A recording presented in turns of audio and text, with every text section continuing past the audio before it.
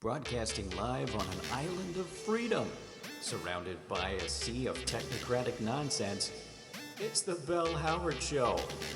And now, here's your host, Bell Howard. Howard.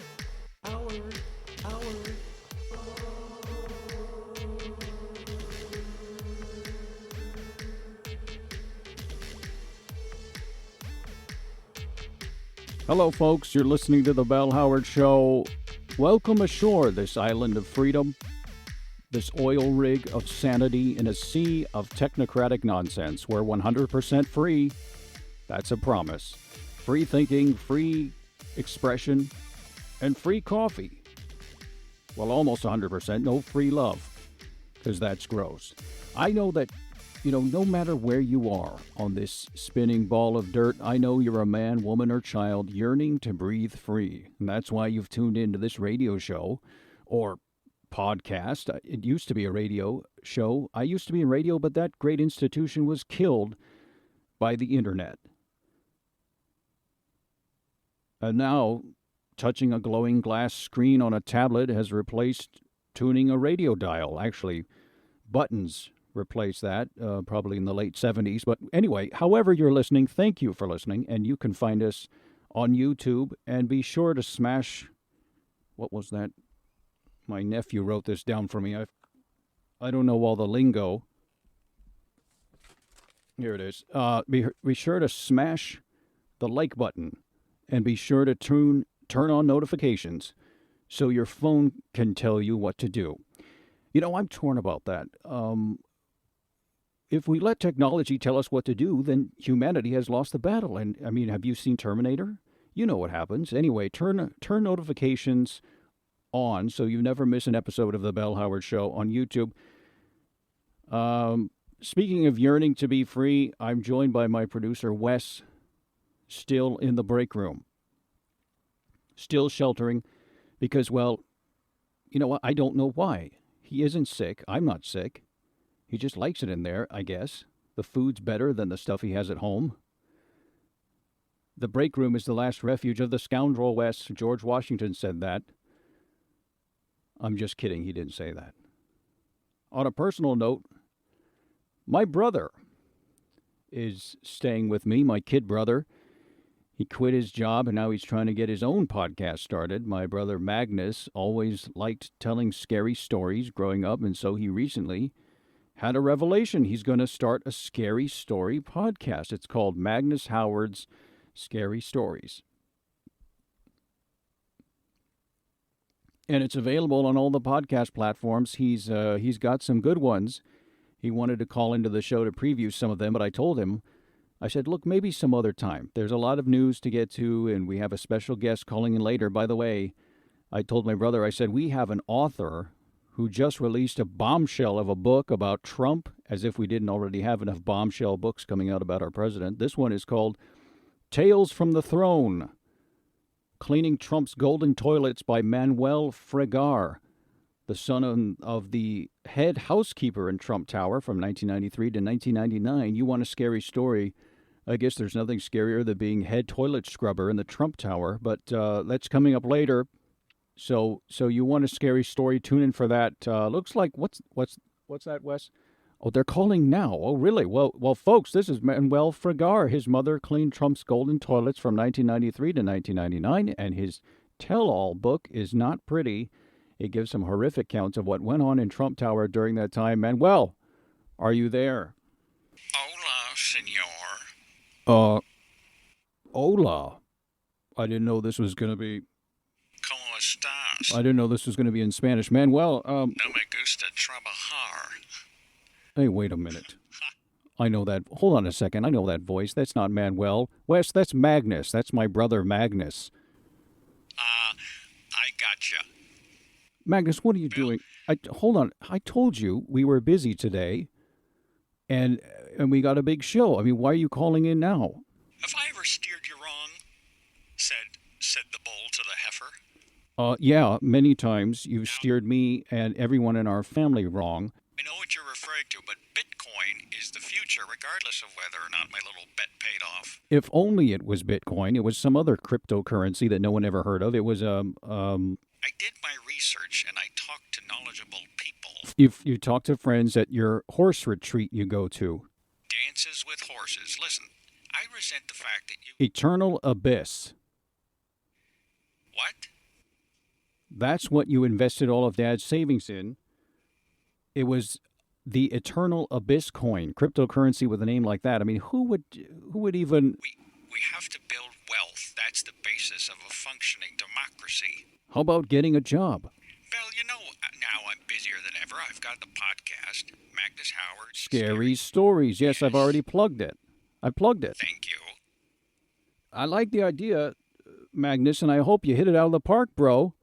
I'm rooting for you. You know, you kind of got to wait your turn here. And I've found another venture I think will... Of course you have. Here we go again. Oh, no. What is it this time? Have you heard of ziplining? Oh, geez, Louise. Well, you've never felt more alive than when you're soaring through the air, whooshing past the trees. It will change your life. Magnus, you were at my wedding, right? You saw me. I bungee jumped off the Oakland Bay Bridge with my betrothed, now wife, Vera, and a preacher. So I know what it's like to whoosh through the air. Try it once, you'll change your tune. Yeah. Hey, look, you've got 2 minutes, all right? Tell us a scary story. Here's your chance, all right? You hustled your way onto the show. Now you've got the floor. Give us a preview of your new podcast. Hit it. All right, can you hear that? Yeah, what is that? This story is called The Shadow on Cleveland Street. In the days before the child's disappearance, there were... Oh, wait a minute. Cleveland Street. Okay, so it's autobiographical. This should be good. Please don't interrupt, Belle. No problem. Just curious as to what other details from our childhood will resurface. That's all. Please don't. Please continue. Okay?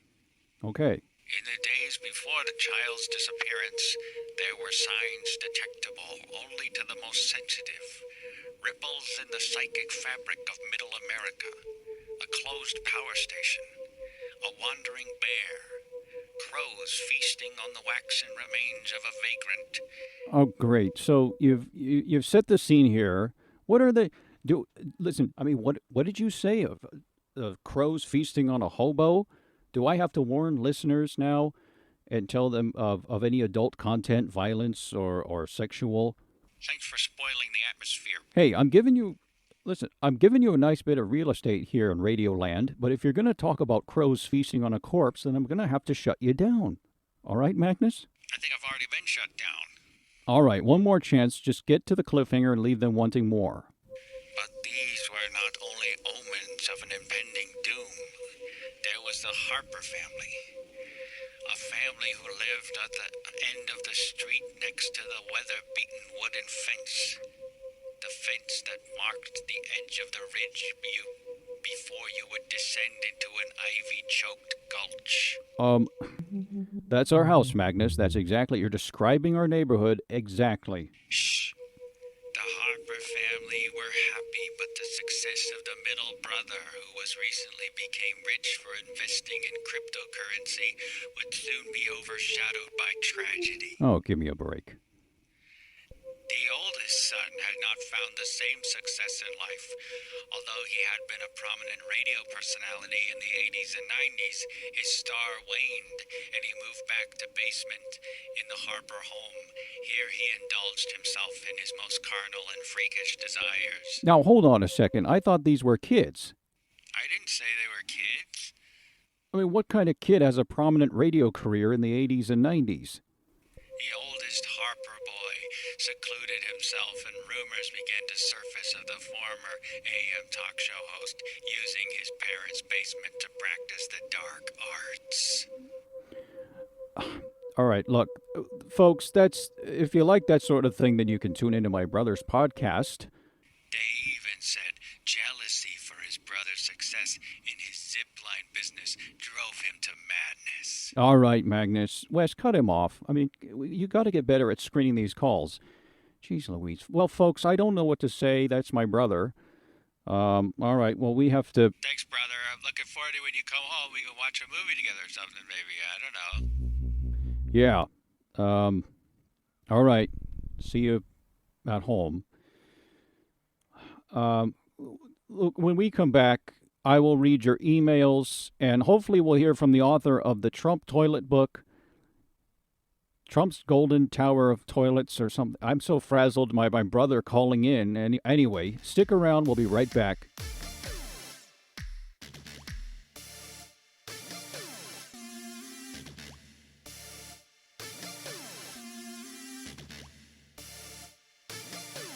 Welcome back to the Bell Howard Show. Folks, it's time to read your emails in a segment I like to call the email bag. Let's dip into the email bag. The email bag is brought to you by Larry's Discount Farms. You don't have to sell the farm to buy one. Larry makes it easy with a variety of financing plans, whether you're trying to get away from civilization, start your own self-sustaining church group, or just want to surprise a hipster on their birthday. Go to Larry's Discount Farms today. An authentic agrarian lifestyle is just a mouse click away. Larry's Discount Farms. Farm on, you crazy diamond.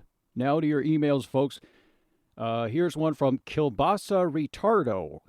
Kilbasa Retardo writes, do you think minorities have more to gain under a libertarian candidate than a Democrat one? Yes, of course. I mean, we all have more to gain under a libertarian candidate, more freedom. I mean, minorities are told you have to vote for the left candidate there, but here's what I argue. They are the minorities. The people that cling to the hem of the Republican or Democrats' party skirts, or the hems of their garments, I should say something gender neutral there. We are the majority. We in the middle between these two colossal failures of democracy. If you don't trust the two most powerful political factions in this country, then welcome to the majority. And yes, the Libertarian Party has your interests in mind, whoever you are, regardless of race, color, or religious affiliation. Stoner Steve, 76, writes, with a conservative platform and a woman candidate for president, why isn't there more interest in the Libertarian Party? Are people brainwashed? I try to talk to my friends all the time about the Libertarian Party, but they look at me like I'm stoned. Well, Stoner Steve, 76, you can't let that get you down. You're going to get weird looks. It's like when I was in acting class, I used to go off book and improvise, and I started singing or doing a dance, and they said, Bell, settle down, it's Titus Andronicus. But I was sort of a natural improviser like Brando, and, he improvised every scene of Apocalypse Now. I don't know if you know that. The best, hands down. Anyway, libertarians don't follow the narrative, and we don't have to pick a side. We made our party with our own rules, and we're proud of that. We're free, and they hate that. So everyone says, pick a side, and we say no. So just keep rocking, Stoner Steve.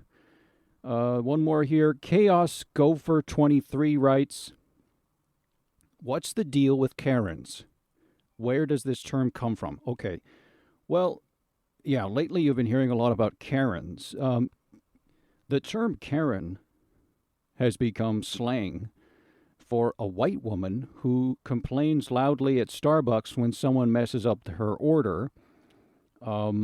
It's a white woman of any age, really, but I think you have to have at least 2 children and have taken at least 1 aqua aerobics class in the last 3 months to qualify for the term. Of course, now people use the term indiscriminately to refer to any white woman with a fanny pack. Basically, there are no rules, but what has happened, though, I think, is that the liberal media and the social media Twitterati have created this character, Karen, to haunt our urban landscape like some kind of banshee. So we're always looking out for these wailing women at our local Starbucks or Pete's or Blue Coffee Shop or Tully's, Rev Coffee in Atlanta. I'm just searching online now. I've got a scary Karen story. Now that I think about it, now that I kind of cast cast a line back into the dark spaces of my memory. You know, I used to live in Genoa County near Gardnerville. What was that? Oh, well. You know, whenever I walk my dog in the morning, my neighbor Karen would look at me through her window just to make sure I had a leash on him. And one time I didn't have a leash on my dog, and she burst out of her trailer home and went ballistic. Her eyes were like two small hot coals, and her breath was like a delicious vanilla almond roast from DST Coffee on Highway 395, and I was terrified. Well, after about a week or so, I would take the dog out, but no Karen. And then one day the police showed up to Karen's home, and I saw them taking away her husband. And I read in the paper the next day that Karen had been murdered by her husband. The neighborhood was so quiet after that, it had a deathly stillness over it, like a cemetery at sunrise. And then about a month later, I was driving to the radio station early morning on Highway 395, and I heard this wailing noise like a distant siren. I thought it was a police car coming from behind, so I looked in my rearview mirror, and I went to pull over. But when I turned to face the road again, I heard this screeching noise I never heard before, like an owl caught in an electric fence. For an instant, a face appeared in my windshield. I thought it was about to hit someone, but I had no time to slam on the brakes, and I went right through these burning eyes and a white mist. And then as my focus adjusted to the empty road ahead of me, I swear the scent of vanilla almond roast coffee still lingered in the passenger side of my car. Still to this day, when you drive on that Highway 395, in the wee hours of the morning, people still say you can hear the wailing ghost of Karen.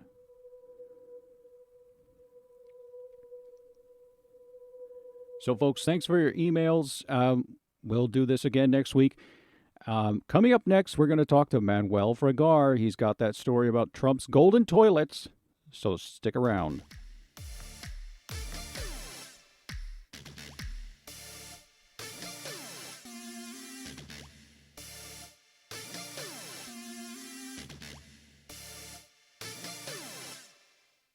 Well, finally, at long last, on the phone now is Manuel Fragar.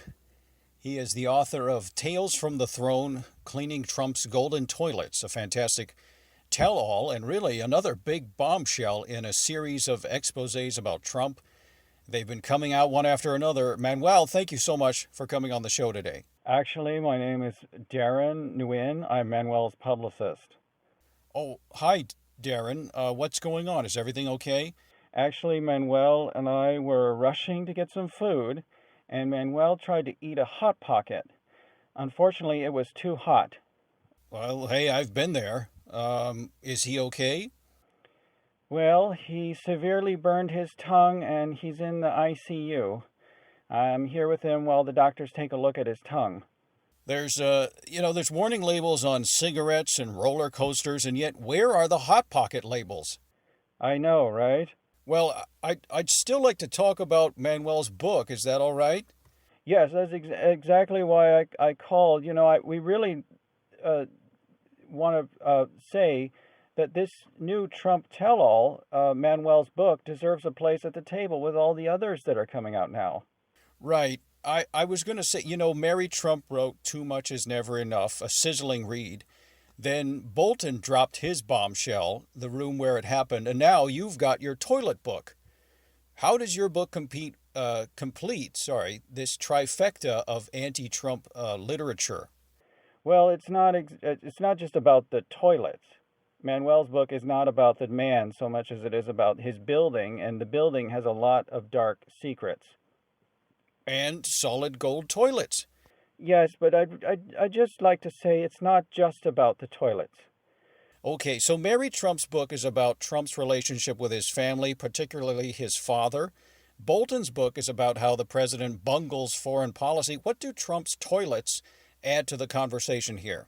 Listen, I didn't really want to put toilets in the title. I advised against it. Anyway, I think it's a little misleading, but in my view, the toilet serves as a symbol for the decadence of the Trump Tower and indeed Trump Inc. Now, Manuel doesn't go into pricing in the book, but how much do you think one of these golden toilets cost? I mean, we're talking about millions of dollars here, right? Again, I wouldn't focus solely on the toilets. I mean, I assume the bowl of the toilet is gold, but even the seat and the handle? I don't know, and the golden toilets are just the tip of the iceberg. I'm trying to make you see here. There's so much else going on. Shady dealings, worker exploitation. In fact, a good part of the book is devoted to the workers trying to start a union and then receiving death threats. Okay, let's talk about those shady dealings. Who was involved in them? A representative of the Saudi royal family stayed at the. And the Saudis, they love gold.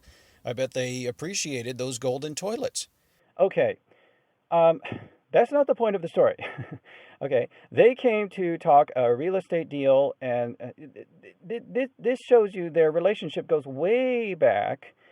And they have so much gold. I mean, how else would you get all that gold to make things like, well, like the toilets? Okay, look, we really need to move past the toilets here. There's so much else going on. All right. I'm sorry. Let's reset here. It's just such a fascinating story. So, you also mentioned union busting. I assume unions weren't welcome in Trump Tower. What went on there? So, in the 90s, there were a few cases that surfaced where workers who tried to organize were fired, or they were threatened, and not just themselves, but their family members. And what were the union's demands? Higher wages, better facilities, especially facilities. I mean, imagine you are surrounded by luxury, and yet the facilities meant for you are substandard and not subject to inspection. If I were a union rep, I would demand gold toilets. I mean, what's good enough for the goose is good. Please stop talking about the toilets. Please. Darren? You know, we have a bombshell of a book, and you could you could affect the 2020 presidential election with this book, and all you want to talk about are the golden toilets? Come on. I thought this was a serious show, and you just want to talk about the toilets. What are you, 3 years old? Thanks for your time, and I have a client with a severely burnt tongue. All right, thanks so much. Oh, you're gonna cut me off? I'm gonna hang up on you. All right. The book is, you know what? Never mind. That's the last time I talked to a publicist on air. That guy was such a Darren. All right, folks. Well, that's all the time we have for today. We will see you next time. No surprises, I promise. Just good, clean American ideas about liberty, freedom, and bathroom hardware. Remember, folks, to stay safe, stay sane, and stay free. Bye now.